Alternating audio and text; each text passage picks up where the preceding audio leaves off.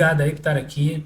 Quero agradecer a você, Pastor Calif, Sim, com por certeza. estar com a gente hoje. Estamos aqui recebendo o Pastor Calif, aguardando aí uns amigos que estão atrasados, se chegar. Mas a gente vai conversar hoje aqui, é uma conversa generalista. Nós vamos fazer um passeio pela história do Pastor Calif, Com vamos certeza. fazer um passeio pelo escritor Calif. E aí eu queria que o senhor ficasse à vontade para bater um papo com a galera. Conta aí, Sim, diz quem é o Calif. com certeza. Primeiramente, eu quero agradecer, né, a todos que estão nesse programa maravilhoso, extraordinário. E o quanto é importante, Reginaldo, estar aqui, né, representando o gueto, representando a comunidade, representando os escritores, os negros e todos uma mestiçação do nosso Brasil. E você que está aí ao nosso alcance, com certeza vai se deliciar dessa programação.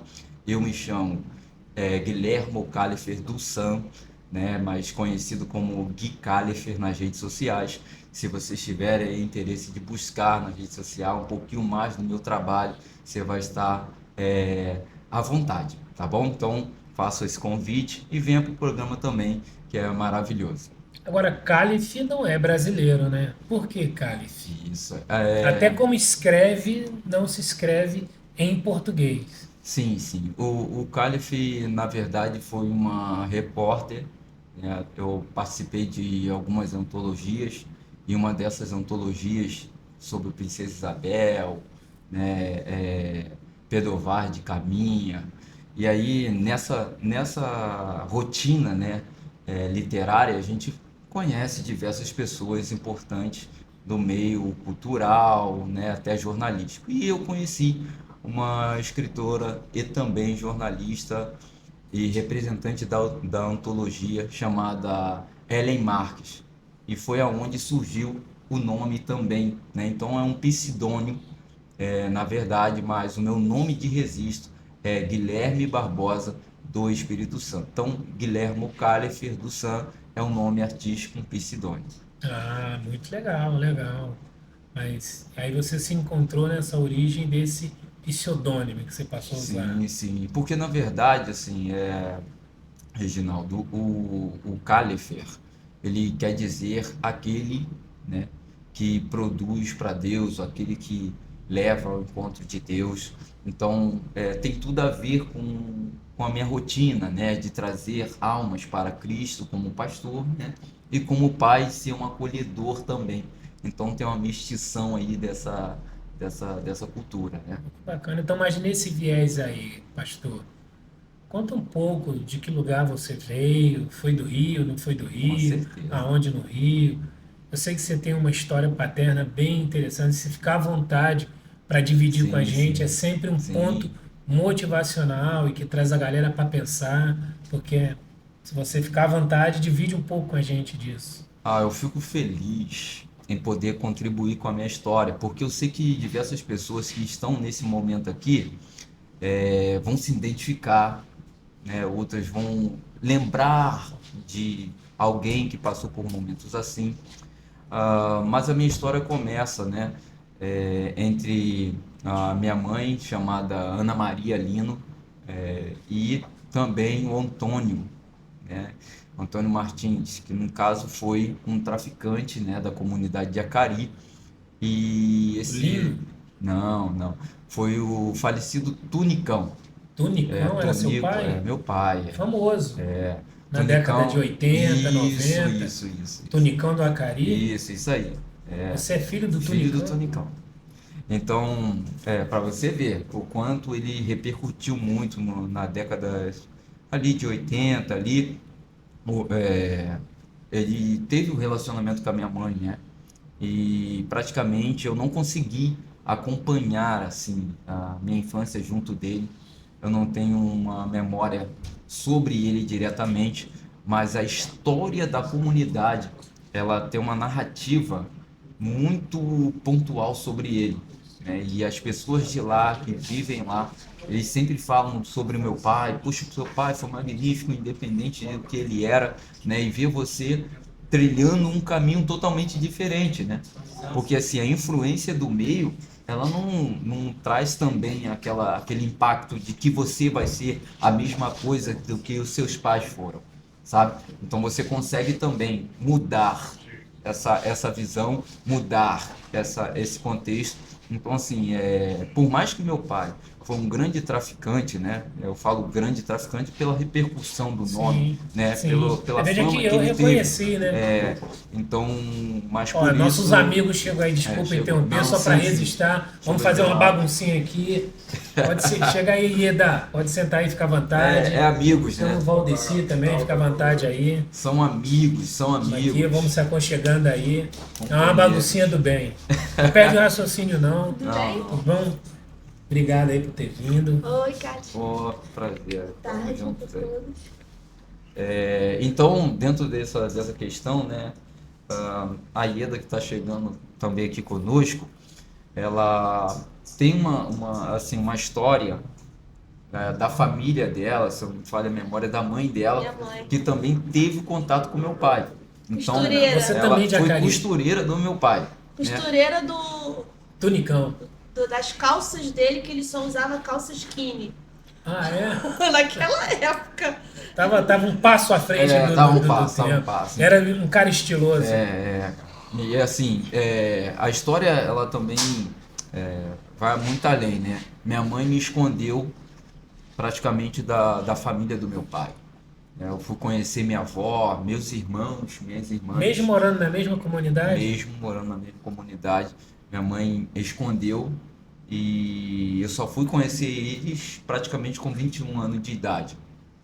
É que eu fui saber dessa história na verdade. E aí tem até um artigo em jornalístico que fala sobre essa história, fazendo uma narrativa, porque eu fiz um trabalho na Cracolândia, e ali um trabalho evangelístico, e ali eles me acolheram e queria saber sobre minha história. Mas vou voltar aqui para esse ponto, senão a gente acaba se perdendo, né? É muito amplo.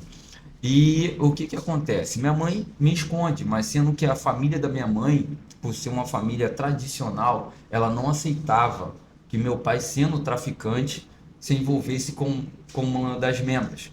E o que eles fizeram? Né? Praticamente expulsaram ela de casa. E minha mãe foi morar na rua comigo. Morei um período na rua, né, com a minha mãe, mas superamos. E nessa história de estar na rua, né, e passar certa dificuldade, o que me acontece? O meu padrasto, que hoje eu tenho como pai, ele passa, o senhor Daniel Gomes, ele passa e se apaixona pela minha mãe. Tira minha mãe da rua e fala, vou dar, né, um privilégio para o seu filho, vou colocar ele num colégio particular. E foi Tá chegando aonde... aí o nosso irmão Valdeci. bem, Vem, ótimo. senta aí, fica à vontade aí. E foi aonde, né? Boa tarde. Tá. E foi aonde conseguimos sair das ruas, né? Nos deu aí a oportunidade de vencer na vida, né? Mas essa trajetória toda, daí até você fazer esse caminho, como é que despertou o interesse pela literatura? Ah, beleza. Porque você veja que a gente ainda hoje, acho que vocês três formam um grande exemplo hoje. Uhum. 3 pessoas periféricas, 3 pessoas com origem humilde de favela, mais 3 escritores profissionais e que venceram. E é um grande exemplo isso, galera. Um grande exemplo que nós temos hoje aqui na mesa. Então conta um pouquinho como o Cálife se torna um escritor, escreve 16 livros, tem toda essa relação com o mundo literário, que ainda hoje a gente tem uma fragilidade educacional gigantesca no nosso país. Então, ainda mais na nossa geração, que é uma geração 40 mais, 50 mais, que tinha mais dificuldade, menos acessibilidade, que também traz esse ambiente dessa chegança, ainda que tardiamente, como escritores, mas que já vão fazendo uma carreira muito interessante. Esse momento, né, ele é genial. Quando aparece a Ieda, quando aparece Valdeci, eu lembro de mim nos meus primeiros momentos. Quando eu tive muita dificuldade de acesso às editoras, de acesso até mesmo ao mundo literário. Tá? Eu nunca gostei de português, nunca gostei de gramática, nunca. né? Eu sou totalmente fora da curva. Matemática nem pensar. Eu gostava era muito de jogar futebol, aquela educação física, né? Mas, na verdade, eu sempre tive um sonho de escrever. Eu sempre gostei muito de estar com um papel, com a caneta, com um lápis na época. E isso tornou-se em mim uma força, porque eu comecei a entender como contar a minha história para alguém.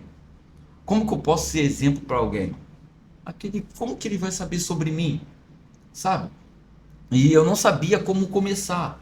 Essa é a grande verdade. Eu não sabia por onde. E na comunidade, você pode chegar na comunidade e perguntar, pegar 10 crianças, 10 adolescentes, 10 pessoas e perguntar para ela o que você quer ser quando crescer. Ela vai dizer jogador de futebol, médico, advogado, juiz, YouTube, entendeu? Vai falar N coisas menos ser escritor. Verdade. E essa cultura ela tem que sair de dentro da comunidade, sabe? Quando a gente começa a olhar e entender, pô, peraí, nasceu um escritor lá, aí ele se torna referência. Por quê? Na verdade, demorou 9 anos para mim publicar o meu primeiro livro, porque eu não tinha recurso financeiro. Batalhei muito, chorei pelos cantos, fui rejeitado por duas editoras evangélicas. Pasme no que eu vou dizer. Evangélica. E me rejeitaram falando que o meu livro não era comercializado, não dava para se comercializar, não dava para ter, né, o money. E aí eu enfrentei muita dificuldade. Todo mundo Sabe? passa. Mas aí foi onde eu comecei a entender que existia um outro caminho. Esse caminho era ser um escritor independente. O que eu fazia? A inspiração para mim escrever os livros era, às vezes eu estava na lanchonete, vinha uma inspiração, eu não sabia como começar, não tinha nada para escrever, pegava ali um guardanapo, pedia uma caneta emprestável e começava a escrever ali, ó. Às vezes eu estava na rua, andando no ponto de ônibus, vinha a inspiração, eu pegava uma caneta emprestada e começava a escrever. Eu lembro que tinha um período de chuva e eu comecei a escrever, ia soprando, colocando debaixo da camisa a mão no bolso para mim não perder aquela escrita. Que até o livro O que sai da boca de Deus é mais importante, publicado em 2017. O primeiro livro. Eu não estou com eles aqui, né? Mas foi assim a minha trajetória, sabe? Com muita dificuldade, muita garra. Mas até que então eu descobri que existia uma editora em São Paulo que fazia as publicações em pequenas tiragens. De 100 livros era o mínimo. Hoje se pode publicar até com um livro, um exemplar você publica, sabe? O importante é você ter grana para financiar. Mas enfim, quando eu começo a ter essa ligação, eu começo a entender, eu preciso motivar alguém a ser também uma esperança dentro da comunidade. Eu preciso trazer à tona que é possível, sabe? Mesmo tendo poucas condições financeiras, sabe, Eda? E nós conseguimos fazer isso. Hoje eu tenho dentro da comunidade de Acari para mais de 15 escritores. Olha, que interessante. Para mais de 15 escritores, né? E venho motivando outras pessoas, lançados, publicados, tá? Eu tenho na África, o pastor John publicou 2 livros sem ter dinheiro. Sabe o que é isso? O Instituto Mais Que Livre é isso, é alcançar pessoas da comunidade que querem vencer na vida. Mas o Instituto edita, produz, sim, tem um selo hoje. Isso, nós temos um selo editorial, tá? E o Instituto, o que ele faz? Ele cria parceiros. Parceiros como? Parceiros que estão iniciando também.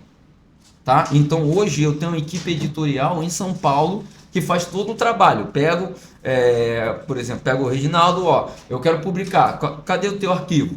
Você vai me mandar o arquivo, né, PDF ou Word, eu vou enviar para ela, ela vai fazer todo um trabalho de correção ortográfica, diagramação, registro de ISBN, tá? Ela vai fazer a capa, a arte da capa e ainda vai jogar o seu livro em e-book em venda online, sabe? Então, o acesso foi melhorando, Sim, sim, né? sim. Agora, Tem mas eu custo. quero imprimir, né? Eu quero esses exemplares praticamente físico, porque hoje em dia existem pessoas que trabalham muito com celular, né? Até mesmo com o próprio notebook ou tablet, mas tem gente que ainda gosta do físico. E aí, como fazer isso? Eu tenho também uma parceria com uma gráfica em São Paulo E que aí você faz isso tem para um mim. custo para isso. É, Não, o escritor tem um isso, custo para tem um isso. custo. Na verdade, Mas o eu custo é um repasso custo tudo para ele. social ou é um custo de mercado ainda? Não, Mínimo, né? aí Até é aí brincadeira. que é a vantagem da coisa. Não, porque nós sabemos, nós quatro aqui que escrevemos, Sim, sabemos com a certeza. peregrinação e quanto é caro. Escrever um livro não é difícil. Ter história para colocar no papel não é difícil. Verdade. Ter habilidade para escrever não é difícil. Sim. Difícil é ter o dinheiro para colocar o projeto de pé. É verdade. Porque mesmo que você tenha uma... Eu bati na porta de algumas livrarias, prefiro não falar o nome porque algumas são relevantes. Cara, se você não tiver uma grana para botar na frente, esquece. Primeiro que você passa pelo crivo financeiro. É o primeiro crivo. E vocês que escrevem também, e outros que escrevem ou que desejam escrever, precisam entender isso. Tem um crivo econômico, que é muito difícil passar pelo vale econômico do vocacionado a escrever no Brasil. E principalmente se você quiser estar nas grandes editoras ou nos grandes selos. Depois tem o interesse, que mesmo que você tenha o recurso financeiro, eles vão ou não ter interesse na sua história, Sim, com que é o que certeza. aconteceu com você, comigo, Verdade. com uma série de pessoas que vai dizer pra gente, desiste disso, desiste disso pra lá, pô, essa história não é legal, isso não vende, isso não é bacana. Então, o terceiro momento é você ter essa decisão. Se você de fato tem um propósito, um projeto, acredita nele, aprender e entender que existe esse ambiente que é o ambiente do autoral, do Com certeza. independente, que foi o que eu trilhei, que vocês trilharam, que você trilhou e que você que está aí, todo mundo pode trilhar, que é escrever de maneira autoral e principalmente com um selo como esse. Então, por isso que a pergunta, o custo é acessível ou é o custo de mercado? Então, nós trabalhamos sempre com a linha da economia, flexibilizando sempre ao escritor, porque o escritor ele é o maior, o maior responsável por aquela obra. Então, quando a gente começa a ter a linha financeira a baixo custo, para ele é viável, sabe? O interessante é que hoje a gente consegue publicar um livro, ou imprimir um livro, melhor dizendo, trazer ele à existência com 9, 10, 20 reais, dependendo de quanto for a página, né? A forma do material também conta muito. Então a gente apresenta para ele 3 linhas. Ó, esse aqui é o baixo custo, médio custo e o alto custo. O que você escolhe? Qual está na sua condição? Eu quero esse aqui baixo custo. Vai ficar uma qualidade sensacional e ao mesmo tempo cabe no bolso do escritor. Sensacional. Mas você, Ieda, também de Acari, ainda mora em Acari. Sim. Conta a tua história de Acari pra gente entender. E você não é só escritora, né? Algumas coisas aí. Olha pra câmera, Fica à vontade, aquela dali é sua. Tá bom. Deixa eu me apresentar. Antes de me apresentar, uma pontuação aqui que eu acho muito importante. Tem um filósofo histórico, né? Que é um estoico, pensador, sei que você gosta de filosofia. E eu estava lendo, né, sobre ele, as Meditações de Marco Aurélio. E ele começa o livro dele fazendo vários agradecimentos. Ele agradece o pai, agradece a mãe, agradece a avó, agradece os amigos, agradece a todos que foram importantes, porque ele teve uma vida muito boa justamente por ele ter essas pessoas ao seu redor. E eu falei com o Valdeci naquele dia que a gente participou da sua mesa, do seu lançamento do seu livro, e eu falei assim, Valdeci, Reginaldo Lima se eu pudesse dizer algo sobre ele, eu diria que ele é uma pessoa generosa. Obrigado. E eu falei assim, poxa, Valdeci, ele nos deu um lugar de honra ao lado dele, nos deu assim, nos fez ser importantes, assim como ele é, e dividiu ali o seu momento único, né? E eu queria te agradecer por isso. Pela sua generosidade, e assim como esse filósofo, você faz parte, né? Assim como o Cálife, Valdeci, nos dão essa oportunidade de a gente também poder compartilhar a nossa vida. E eu quero te agradecer de verdade, agradecer esse pessoal lindo aqui. Pessoas maravilhosas que eu tenho certeza que tem um propósito, tem uma missão de vida. E é isso, eu sou Ieda Siqueira, sou essa pessoa sonhadora, sou casada com o Sérgio Siqueira, tenho 2 filhos, tenho 4 cachorros e sou avó. Quero estender meu agradecimento à minha família e aos meus queridos aqui. Sou assistente social de formação, né, especialista em saúde da família. Trabalho na saúde da família há mais de 10 anos. Trabalho em CRAS, né? Trabalho na clínica da família, sou especialista pela ENSP, Fiocruz, onde eu, mesmo sendo uma aluna mediana, me achando um pouco incapaz, que às vezes a gente tem esse sentimento, né, essa baixa autoestima, nascida e criada em Acari, estudante de colégio público, várias dificuldades, várias vulnerabilidades. Muitas vezes a gente se vê muito longe de alcançar alguns lugares altos. E Deus me deu essa oportunidade de eu passar em primeiro lugar na Fiocruz, na ENSP, onde eu fiquei ali 2 anos fazendo residência em saúde da família. E aquilo ali foi o primeiro momento que eu me senti uma pessoa muito importante, né? Com aquele canudo na mão. Porque a Fiocruz, a ENSP, a Escola Nacional de Saúde Pública Sérgio Arouca, é uma das instituições, né, mais importantes da América Latina em ciência e tecnologia. E 3 vagas para todo o Brasil, e eu passar em primeiro lugar, uma aluna de colégio público. E foi aí que nasceu o Planejamento que te salva? Exatamente. Fala um pouco do Planejamento que te salva. Exatamente, porque eu... Só para vocês saberem, tá exposto ali, desde o começo. Sim, e eu queria falar também do seu livro, eu gostei muito de um capítulo, O Homem de Pedra.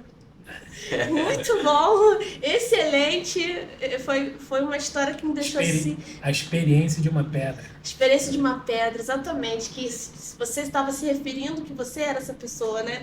Invisível.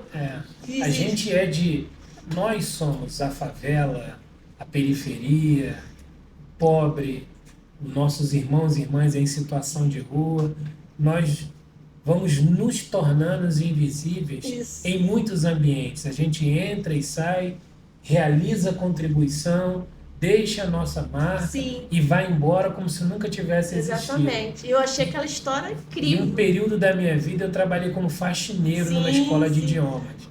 E a sensação todos os dias, por maior que fossem os esforços, e o volume de trabalho era muito, porque a escola colocava um único faxineiro por plantão para cuidar de 3 andares de prédio, com mais de 800 alunos e com mais de 20, 25, 27 salas. Então, você tendo desempenhado toda aquela função, não era ninguém.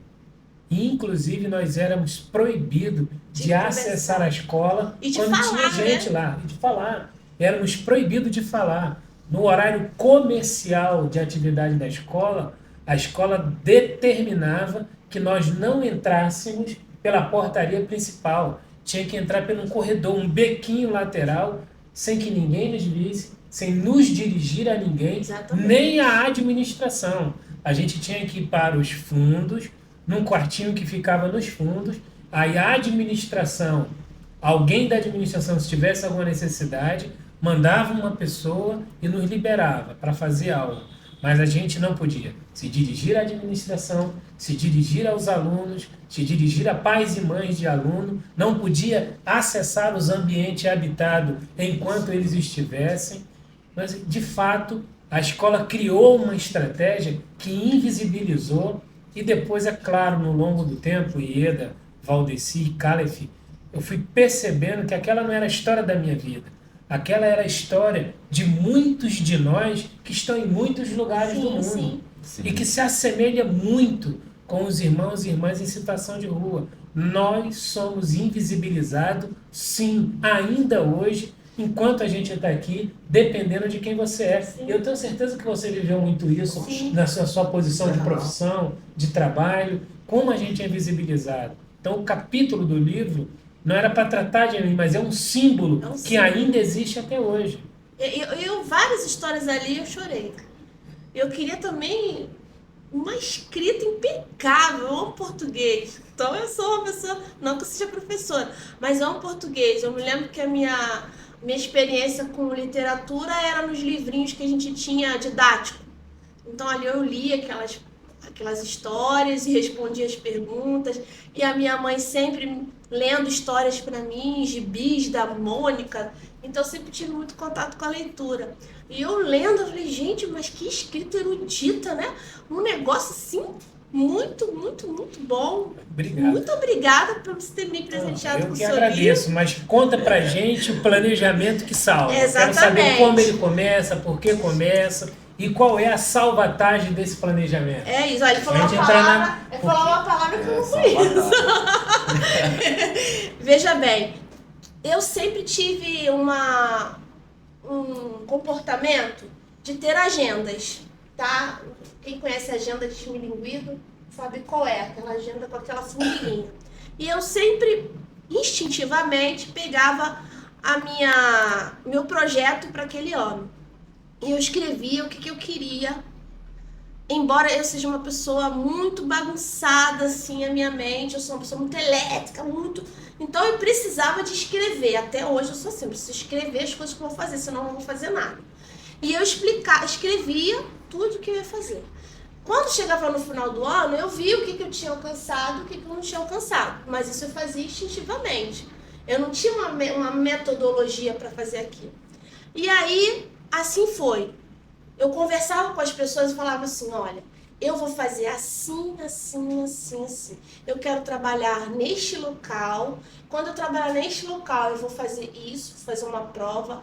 Depois eu vou fazer uma faculdade e depois eu vou fazer... Eu conversava com as pessoas, mas eu não tinha um método. E aí eu me lembro que eu trabalhava numa loja chamada Micisa, era São João Batista Modas, uma coisa assim. E eu falei assim pra minha colega, tinha uma colega lá que ela gostava muito de conversar comigo. Eu falei, olha só, eu tô trabalhando aqui nessa loja de vendedora, que era o que eu queria. Achava que ser vendedora de loja de roupa feminina, eu ia ganhar muito dinheiro, mas não ia engano, né? Quando eu sair daqui, eu vou ter meu filho aqui, que eu já era casada e tinha uma menina. Eu vou ter meu filho aqui, eu vou sair daqui, eu vou entrar na loja tal, eu até falei o nome, não sei se essa loja existe, Enjoy. Depois dessa loja eu vou fazer uma prova, passar por um concurso público. E depois do concurso público eu vou para fazer a faculdade, que eu não sabia ainda do que era. E assim foi. Exatamente, entrei naquela loja que eu disse, tive meu filho, entrei na loja que eu disse, fiz a prova para agente comunitário de saúde, onde eu trabalhei, passei também em primeiro lugar, isso sendo uma pessoa mediana na escola, hein? Mediana. Eu nunca fui excelente aluna, nunca fui para quadro de honra. Acho que com esforço a gente consegue chegar onde a gente quiser. E aí, entrei nessa como agente comunitária, e assim que eu comecei, em 2012, eu fui fazer a faculdade. E aí eu escolhi serviço social por causa da minha pegada social. Sempre trabalhei na igreja com população em situação de rua, com pessoas. Então, saber do que a gente é bom faz toda a diferença, o autoconhecimento, né? Conhece-te a ti mesmo. Então, serviço social, é isso que eu quero. E aí, quando eu entrei para fazer serviço social, eu falei, agora eu quero entrar na residência da Fiocruz. E aí eu fiz aquele desenho da Fiocruz, colei no mural e disse, eu vou entrar lá. Fiz a prova uma vez, passei, mas em 32º, eram 3 fases, o inteiro. Fiz a segunda vez, passei em 17º. Aí veio a era Crivella, fui demitida da clínica da família. Eu falei, agora ou vai ou racha. Aí eu fiz um cronograma de como que eu ia fazer para passar naquela prova. Planejamento, tudo instintivamente. Vou fazer atividade física de manhã, vou fazer uma dieta, vou estudar, vou fazer as minhas tarefas de casa, porque eu estava desempregada, e à tarde estudarei até eu cansar. Aí eu imprimi lá as 1000 páginas que tinha do edital, lia, não tinha prova anterior para eu me basear, e assim foi. Acho que eu fiz isso durante uns 4, 5 meses, todos os dias, rotineiramente. Escrevi um papel, não me perturbe, estou estudando. E me trancava ali.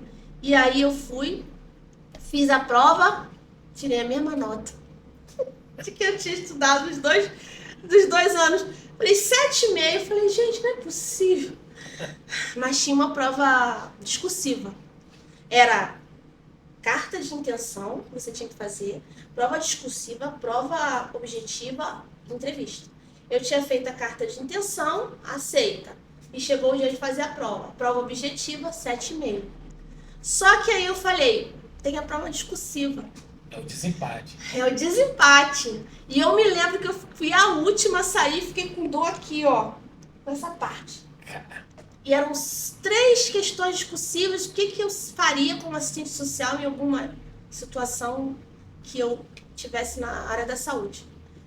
E aí, quando chegou essa nota, nem eu acreditei. Falei, não é possível. Uau.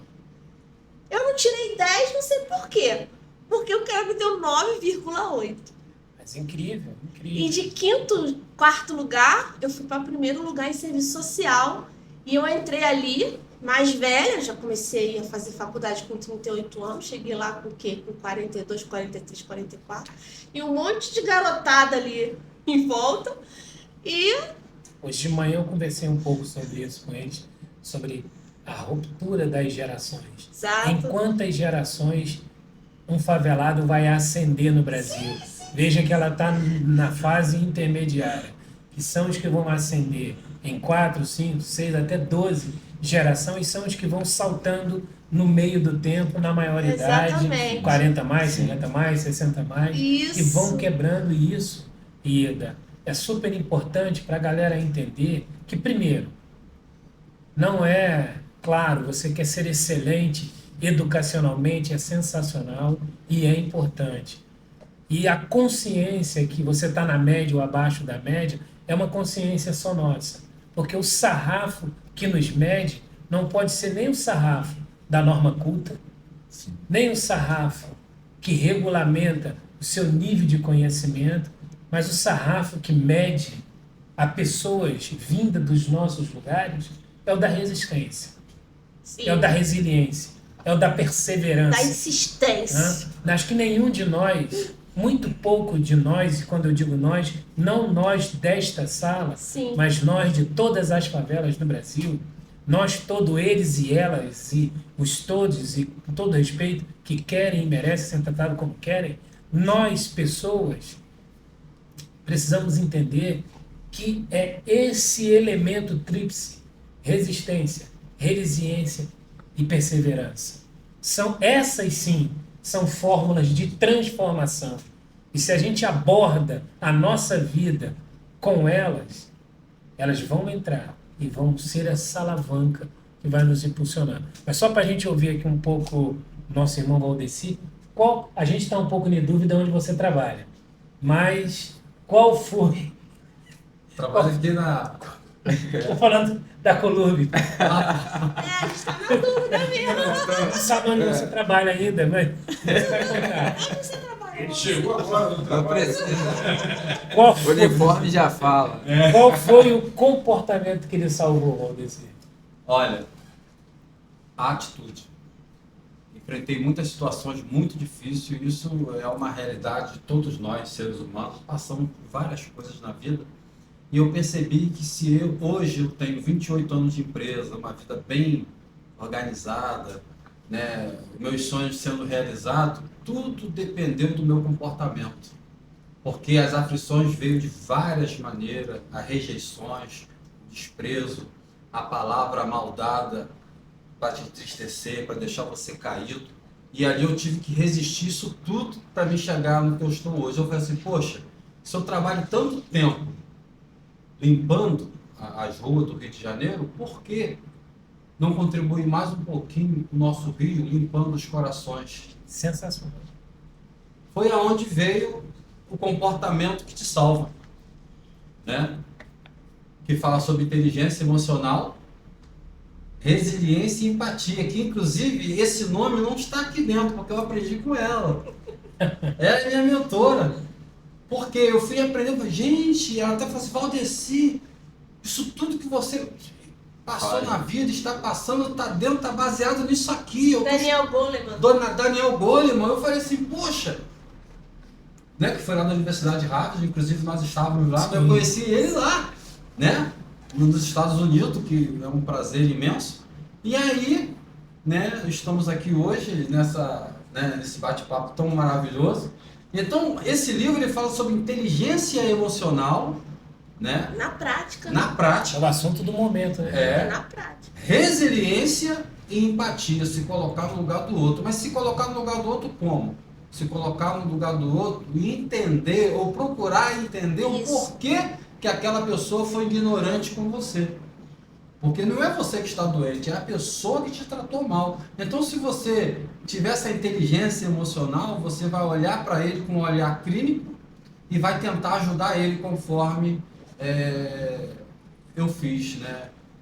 Não sei se dá para contar uma história. Lógico, fica à vontade. Só para vocês entenderem, eu estava lavando aqui no Meia, debaixo do viaduto, né, onde o pessoal faz as suas necessidades. E aí deixam tudo lavado, tudo bonitinho, os camelôs tudo gritando, né? Poxa, qual nube, qual nube? Aquele cheirinho de eucalipto. Aquele chorinho de eucalipto, né? O pessoal passando em cima, todo mundo, qual nube? Aí como é que meu coração ficou? Meu coração ficou todo contente, alegre, feliz da vida, porque estavam reconhecendo o meu trabalho e o que eu estava fazendo para a sociedade, né? Porque eu sempre acreditei que o meu trabalho transmite saúde para a sociedade. E eu estou trabalhando isso no meio de comunicações, nas rádios, em todos os lugares eu estou mostrando para as pessoas, joga o seu lixo no lugar certo, nós estamos aqui transmitindo saúde para vocês, nos ajude a cuidar da nossa casa, que é o nosso planeta, né? Então ali cuidando de tudo, só que essa alegria ela durou pouco. Por quê? Me veio um cidadão bem arrumado e de repente abaixou o zip da calça e começou a urinar. Você tinha acabado de lavar. Olha, começou a urinar, só que ele não só urinava, ele Ria. olhava pra mim e soltava aquele sorriso de deboche. Olha, Só passando, hein? não foi difícil? Veio muitas coisas ruins na minha cabeça, eu não vou mentir pra vocês porque Mortal, eu não sou de ferro. Porque eu Não. estava com uma mangueira que dá pra furar uma pessoa. Um jato Um d'água. jato de água poderia furar os olhos dele, jogar ele no chão. Então passou muita coisa na minha cabeça. E interessante, as pessoas que passavam no viaduto, as mesmas que me aplaudiam, gritavam assim, dá um jato nesse filho sem mãe, dá um jato nele, não está te respeitando. E os camelô também falando. Então juntou o que as pessoas falavam, juntou o que estava na minha cabeça, que não é coisa boa, e eu tive que respirar, contar de 1 até 10 e pensar, se eu fizer isso eu posso ir preso, posso manchar o nome da empresa. Eu posso perder meu emprego, eu deixei minha família em casa, elas precisam de mim, eu preciso trabalhar para levar alimento. Passou rápido, tudo questão de segundo. Eu falei assim, motorista, desliga o caminhão. Aí ele fez assim, né, desligar o caminhão, porque ele estava querendo também, né? Eu falei assim, não, desliga o caminhão. Aí eu desligou o caminhão, cheguei pro rapaz, aí falei assim, pô rapaz, eu sou seu amigo, não me veja como seu inimigo não. Me veja como seu inimigo não, estou fazendo um bem aqui para a sociedade, para você, cuidando do planeta, cuidando dos camelô precisando trabalhar. Eu falei assim, não, eu quero arrumar problema, eu fiz isso de propósito para você me dar um jato de água, eu quero problema. Eu falei assim, não, a gente não pode resolver a vida assim. Espírito que o cara tá. De Entendeu? maldade. Ele já saiu de casa para infernizar alguém. E isso acontece com vocês aí que estão nos ouvindo Verdade. todos os dias. Você pode ser engenheiro, advogado, empresário. Sempre você vai encontrar alguém que vai querer urinar naquilo que você faz. Tirar do sério. Tirar do sério. Você tem que ter o quê? Inteligência emocional antes de fazer. Porque depois que você fizer, não dá para você voltar atrás. A coisa ruim já foi feita. E ali eu olhei para ele e falei assim, rapaz, a gente não pode resolver a vida assim. O problema não pode ser resolvido dessa maneira. O que está acontecendo? Vamos conversar. vamos conversar? E ele olhou para mim e falou assim, poxa rapaz, esse teu jeito me quebra. Esse teu jeito me quebra. Eu posso te dar um abraço? Eu falei assim, com certeza, rapaz. Aí estendi as mãos para eles assim, abri os braços, e ele veio me abraçar, eu soltei um sorriso para ele, e ele começou a chorar. Acredite, pessoal, você que está nos ouvindo aí, começou a chorar que nem uma criança. E ali eu consegui salvar o meu emprego, salvar minha família. Salvou ele também. Salvei ele. Com certeza. Coloquei o nome da empresa lá em cima, porque eu poderia Uma manchar atitude. com Uma uma atitude. atitude. Um comportamento. Com um comportamento eu falei, não, eu tenho que colocar isso no livro. É a história que eu mais gosto. Isso aí. Aí eu fiquei motivado, aí todo mundo, né, no Brasil falando assim, poxa, faz isso em estilo de criança e tal. Aí eu falei assim, mas como que eu vou fazer um livro no estilo de criança?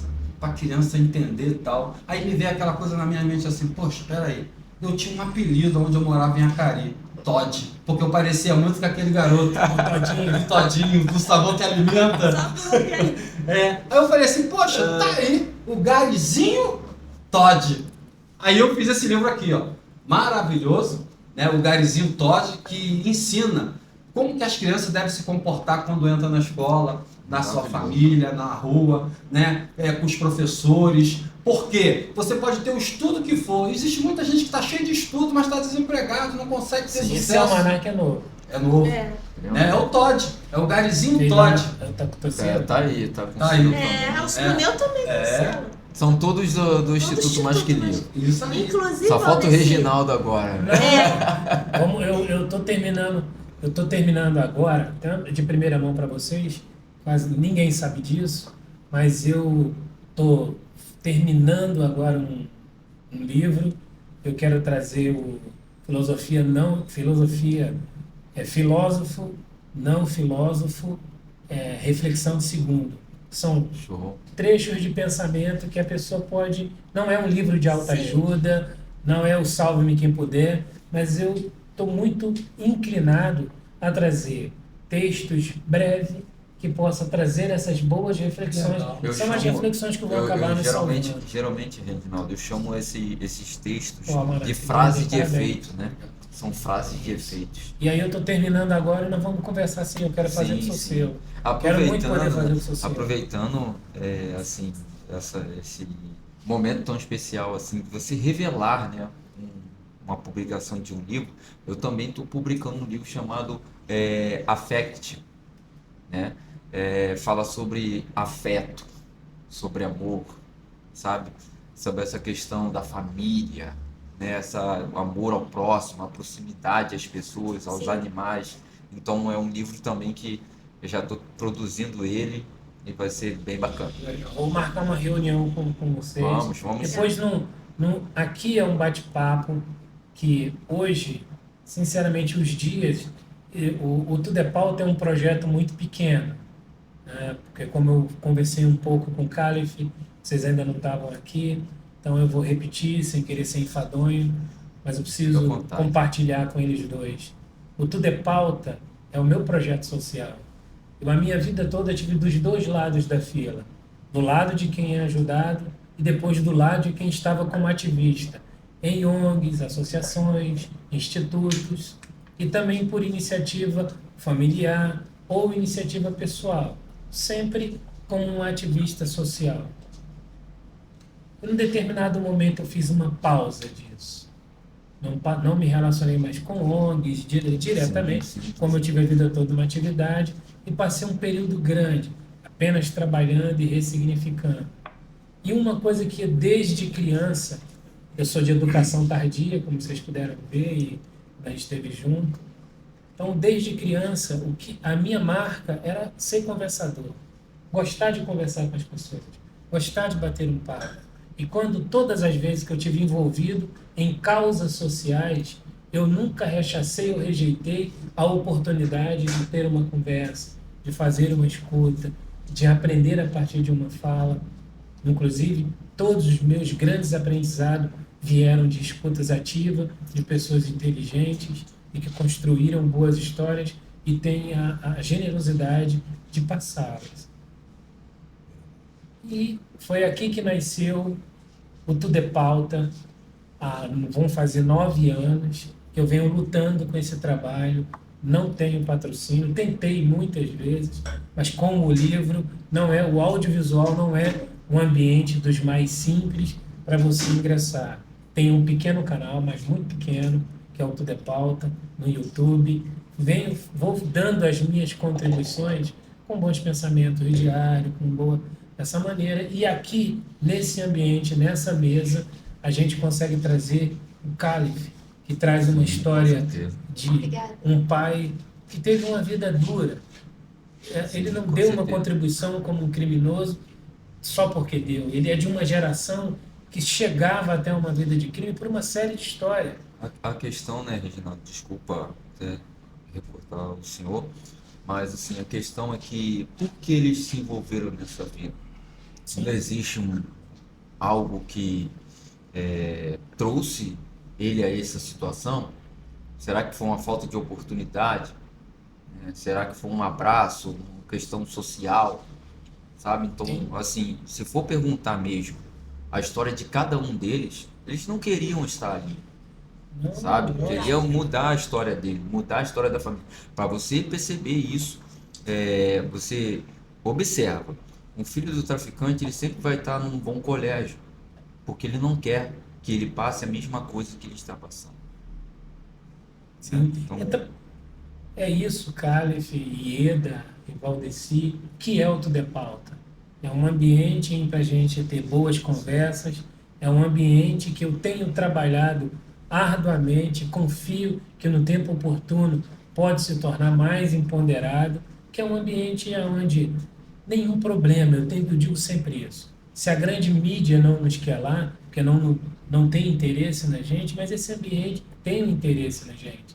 Esse ambiente do Tudo é Pauta tem o interesse de mostrar a nossa história. Embora você já tenha feito uma jornada bacana, você também, eu também, temos tido a oportunidade de estar em universidade das maiores do mundo, mas tem muitos ainda que não puderam fazer a nossa trilha. E eu gostaria muito de que esse lugar aqui fosse esse ambiente. É por isso que a sua história, a minha e de todo mundo que passou por aqui, deixa essa contribuição e a gente tem sim interesse. Procura a gente. Se tiver uma boa história, se quiser contar a sua história, se quiser trazer à tona o seu momento, o seu projeto, procura a gente. A gente vai se organizar e vamos trazer aqui fazer esse bate-papo. E até aproveitando que a gente está nos ritos finais, eu queria fazer um pedido que eu nem costumo fazer. Mas eu queria, Cálice, que você aí, 2 minutos, 3 minutos, se sentisse à vontade. Se quiser trazer uma oração pastoral, a qualidade de pastor, ou se quiser trazer uma palavra de motivação, que pudesse fazer isso. Em seguida, você, como assistente social, com toda a sua vivência, imagina que você tem muita gente do lado de lá que está precisando da palavra da assistente social, de quem viu muita coisa na vida. Que você, Valdeci, na sequência, pudesse deixar essa palavra para a nossa galera. Pode ser pouca, mas que depois a gente quer subir para o canal e deixar esse momento aqui como um momento que a gente pode dizer com esse encerramento. Galera, vale a pena insistir. sim. Com a palavra eu venho primeiramente agradecer ao meu bom Deus por essa oportunidade, por Tudo é Pauta abrir as portas para pessoas que querem de fato crescer. E como pastor, né, como líder espiritual, eclesiasticamente falando, gostaria de orar por você que nos assistiu, que parou a sua vida para poder nos ouvir e conhecer um pouquinho da nossa história, do que passamos. Eu quero orar por você. Senhor Deus e eterno Pai, quero te agradecer por tudo que o Senhor tem feito até esse momento, pela vida, Senhor, de cada um que está ao nosso alcance. Obrigado por tocar nos corações. Obrigado, Senhor, por nos trazer alivio na nossa alma, no nosso espírito. Ó Deus, obrigado pelo que nós temos o que dentro de casa, o que comer dentro de casa. Obrigado, Senhor, pelo que temos de beber. Obrigado pela saúde. Traga saúde aos lares. Traga motivações, Senhor. Aqueles que se achegaram mais a uma depressão, que eles possam sair, Senhor, dessa situação. Que vidas que nesse momento estejam nos assistindo, ó Deus, sejam abençoadas incondicionalmente, ó Deus, da sua religião, do seu clero, ó Deus, de qualquer outra questões, ó Deus, mas que nós viemos colocar aqui a evidência de que o Senhor abençoe a todos, em nome de Jesus. Amém e graças a Deus. Então diga-nos aí, assistente social. Amém. Quero agradecer também a Deus por essa oportunidade e dizer para você que está nos ouvindo o seguinte: eu tenho esse canal Mulheres de Trajetória, depois me segue lá, Ieda Siqueira Coach, e que fala exatamente disso que o Reginaldo disse. As histórias inspiram as outras pessoas. Então, eu quis fazer nesse perfil exatamente isso, contar a minha história, sabendo que eu não sou a única, eu não sou a última cocada do pacote e nem a última Coca-Cola do deserto. E nesse meu perfil Ieda Siqueira Coach, que é Mulheres de Trajetória, eu convido outras mulheres para contar suas histórias inspiradoras. E ali você vai ver no meu perfil várias histórias de mulheres periféricas, mulheres pretas, mulheres pobres, mulheres brancas. E também aparece de vez em quando um varão lá, porque o meu perfil ele é feminino, não é feminista, ele é feminino, então todos são bem-vindos. Quero até te convidar para você participar da minha live. Eu chamo de Story Life. E quero te chamar também para você participar com a gente do nosso webinar que a gente está fazendo lá, online, os 5 pilares da inteligência emocional, que foi isso que me fez chegar até aqui. Eu sou uma assistente social hoje porque eu consegui dominar minhas emoções, consegui fazer um planejamento, aprender como se faz, consegui dominar as minhas emoções, consegui fazer amizade, consegui me disciplinar, porque se não fosse dessa forma eu não ia conseguir chegar, porque cada um tem sua dificuldade. Eu tinha muitas dificuldades de ser uma pessoa disciplinada, organizada, ter gestão emocional. E aí por isso que eu comecei a estudar sobre isso. E aí nasceu meu livro, nasceu meu mentorado que escrevia sobre isso e não sabia nomear. Eu falei, Valdeci, é isso. Fala sobre isso que você vai ver. E é isso, gente. A gente precisa ter equilíbrio. Não tem jeito. E aí vem meu interesse por filosofia também, estou estoica, né? E eu quero deixar esse convite para você. Mulher, você pode ser o que você quiser. É só você querer, é só você se esforçar, como você disse. Resistir, persistir, insistir, acreditar em você. Você vai conseguir, não importa onde você nasceu, não importa quem são seus pais, não importa a família de onde você veio. Se você tiver foco, determinação, autoconhecimento, eu sei que para nós periféricos a gente tem que fazer uma força dobrada. Nossa força tem que ser triplicada. Mas a gente chega nos mesmos lugares se a gente não desistir. E essa é a mensagem que eu quero deixar. E meu livro está aí, ó, vocês estão vendo. Me ensina como você chegar lá. Qualquer lugar que você quiser. Vida, carreira, planejamento de qualquer coisa. Eu aprendi isso aqui na residência, com a minha vida, e estou pesquisando até hoje. Sensacional. Quero agradecer muito, muito, muito, muito vocês. Não, eu que agradeço. Mas vamos lá, você deixa. Bom, gente, quero agradecer essa grande oportunidade, quero agradecer a Deus, quero agradecer a todos vocês. E uma mensagem que eu deixo para todos vocês que estão nos ouvindo. Se você não sabe engolir sapo, nem levar desaforo para casa, você não vai construir uma boa história. Precisa se ter inteligência emocional para você ter uma vida plena, uma vida de sucesso. Cuidado com o seu comportamento, cuidado com tudo que vem na mente, filtra antes de falar, porque depois que você soltar, fica difícil você pegar. Cuide do seu planeta, cuide da onde você mora, que é a sua casa, que é o nosso planeta. Coloque o lixo no lugar certo. Nos ajude. Essa é a dica. Um abraço. Galera, quero agradecer mais uma vez a todos que puderam estar com a gente aí. Segue, curte, compartilha, vai lá no nosso canal, se inscreve, @Tudo é Pauta no YouTube, que ajuda a gente a manter o trabalho. Cara, obrigado, Alves. Deus abençoe. Querida, satisfação demais. Pastor Cálice, muito obrigado. Valeu, galera.